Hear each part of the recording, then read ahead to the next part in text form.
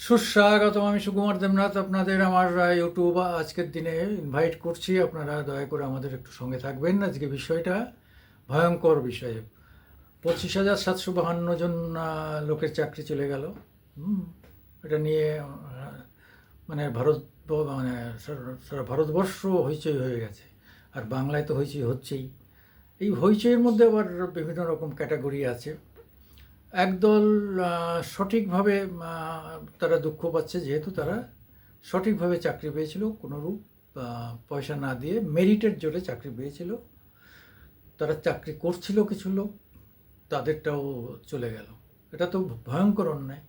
Humanity গ্রাউন্ডে এটা তো মানে মানাই যায় না যে এত লোকের চাকরি তারা করেছে সঠিকভাবে, তুমি তার চাকরিটা সঠিক, আর একজনের চাকরি সঠিক না, তাহলে যার চাকরি সঠিক না, যে পয়সা দিয়ে চাকরি পেয়েছে, তার জন্য আমার সঠিক চাকরিটা আমি সব পদ্ধতি মেনে পেয়েছি, আমারটা কী করে খারিজ হয়?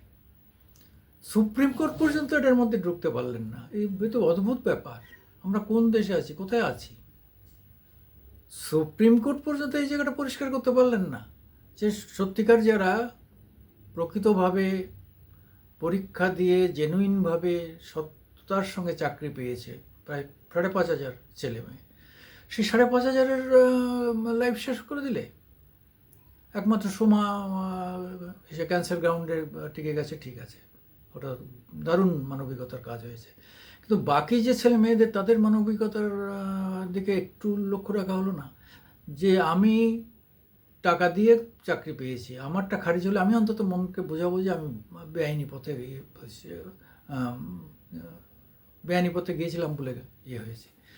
কিন্তু যে লোকটা সঠিকভাবে পড়াশুনো করে প্রচণ্ড পরিশ্রম করে একটা চাকরি জোগাড় করলো, তাকে তুমি তার চাকরিটা খেয়ে নিলে। এটা আমার এখন, আমরা তো আদালতের রায়ের সমালোচনা করতে পারি, কিন্তু আদালতের যারা আছেন, অর্থাৎ বিচারকদের তো আমরা সমালোচনা করতে পারি না। তারা তো সব দেখে শুনে তারা একটা সিদ্ধান্ত নিয়েছেন, বা ভুল হোক, ভালো হোক, খারাপ হোক, একটা কিছু হয়েছে।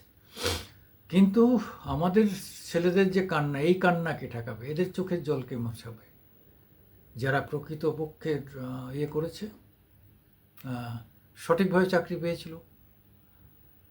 আর বাকি যারা পরীক্ষা দিয়েছিল, যে এসে তারা প্যানেলে এসেছিল সঠিকভাবে, তাদের সেখানেও আরও প্রায় 10-12 হাজার। তাহলে হিসাব করলে দেখা গেছে যে 1,005 থেকে 8 এরা পয়সা দিয়েছে, এরা অসৎ পথ অবলম্বন করেছে। টাকা কাকে দিয়েছে, কেন দিয়েছে, কোথায় দিয়েছে, সেগুলো তো সিআইডি, সিবিআই দেখবে, বা সিআইডি দেখবে, পুলিশ দেখবে। দোষী হলে তাদের শাস্তি দেওয়া হবে। কিন্তু কোর্ট তার শাস্তি, মানে দোষী সাব্যস্ত হওয়ার আগেই তাদের পানিশমেন্ট দিয়ে দিলেন।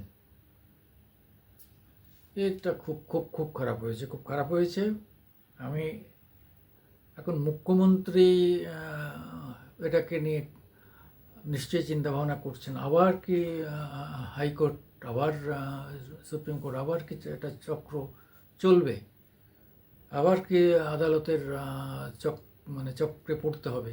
হ্যাঁ, বহু রাস্তা আছে আদালতের ক্ষেত্রে।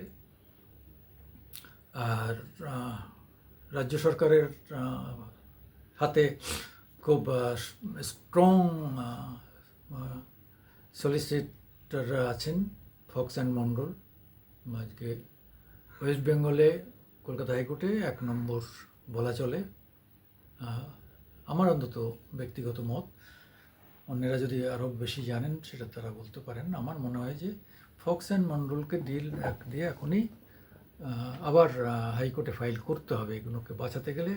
না হলে আবার এই যে 3 মাস পরে আবার রিক্রুটমেন্ট একবার শুরু হয়ে গেলে, আবার কিছু লোক রিক্রুটেড হলো, আবার এখানে আদালত কী করে দিল, আবার একটা জটিলতা তৈরি হওয়ার আগে ভেবে চিন্তে এগোনো হোক। যে যদি দেখা যায় আদালতে গেলে লাভ হবে, তাহলে যাওয়া উচিত যদি রাজ্য সরকারের।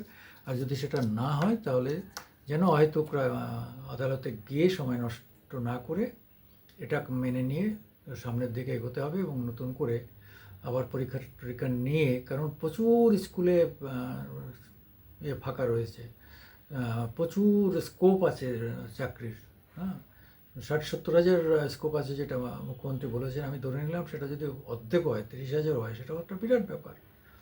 30,000 ছেলে যদি বেকারত্ব ঘোচায়, এটা একটা বড় ব্যাপার।